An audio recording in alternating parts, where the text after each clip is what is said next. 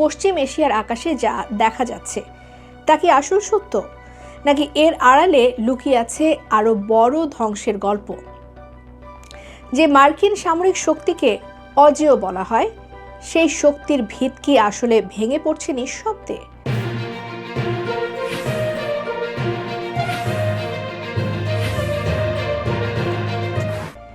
সম্প্রতি এক বিস্ফোরক প্রতিবেদনে উঠে এসেছে চাঞ্চল্যকর তথ্য।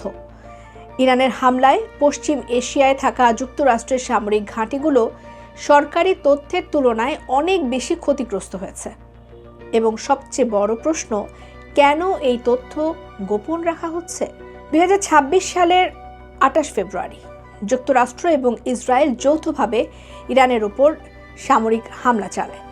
এরপর যা ঘটে তা অনেকেই অনুমান করেছিল, কিন্তু এর পরিমাণ কেউ কল্পনাও করতে পারেনি। ইরান পাল্টা আঘাত হানে। বাহরাইন, কাতার, কুয়েত, সৌদি আরব, সংযুক্ত আরব আমিরাত, এমনকি ইরাকেও একাধিক মার্কিন ঘাঁটি সরাসরি টার্গেট করা হয়। সূত্র বলছে, এই হামলায় শুধু রানওয়ে বা ভবন নয়, ধ্বংস হয়েছে কমান্ড সেন্টার, বিমান হ্যাঙ্গার, স্যাটেলাইট কমিউনিকেশন সিস্টেম, অত্যাধুনিক রাডার, এমনকি যুদ্ধ বিমানও।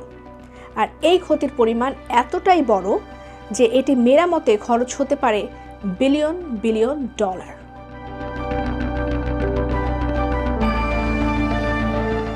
আরও অবাক করা বিষয় হলো, একটি পুরনো ইরানি F-5 যুদ্ধ বিমান, হ্যাঁ একটি পুরনো বিমান, মার্কিন অত্যাধুনিক এয়ার ডিফেন্স ভেদ করে হামলা চালাতে সক্ষম হয়েছে। এটা শুধু হামলা নয়, এটি একটি বার্তা।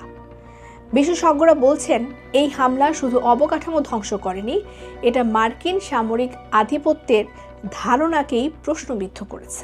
কারণ যদি এত শক্তিশালী প্রতিরক্ষা ব্যবস্থা থাকা সত্ত্বেও এই ধরনের হামলা সফল হয়, তাহলে মার্কিন ঘাঁটিগুলো কি সত্যিই নিরাপদ? সবচেয়ে বড় রহস্য এখানেই। পেন্টাগন এখনও এই ক্ষয়ক্ষতির বিস্তারিত প্রকাশ করেনি। এমনকি মার্কিন কংগ্রেসের অনেক সদস্যও এই তথ্য পাচ্ছেন না বলে অভিযোগ উঠেছে। একজন সহকারী পর্যন্ত বলেছেন, আমরা সপ্তাহের পর সপ্তাহ জিজ্ঞেস করছি, কিন্তু কোনো স্পষ্ট তথ্য পাচ্ছি না। এই পরিস্থিতি এখন নতুন প্রশ্ন তুলেছে। ইরানের এত কাছাকাছি মার্কিন ঘাঁটি রাখা কি ঠিক সিদ্ধান্ত, নাকি এটি এখন বড় ঝুঁকিতে পরিণত হয়েছে?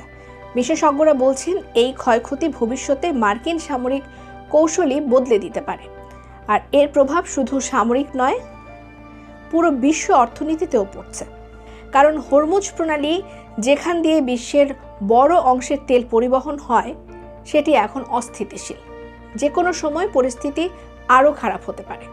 তাহলে প্রশ্নটা থেকেই যাচ্ছে, আমরা যা শুনছি তা কি পুরো সত্য, নাকি পশ্চিম এশিয়ায় যুক্তরাষ্ট্রের শক্তির ভিত ধীরে ধীরে ভেঙে পড়ছে, কিন্তু সেটি আমাদের থেকে লুকানো হচ্ছে?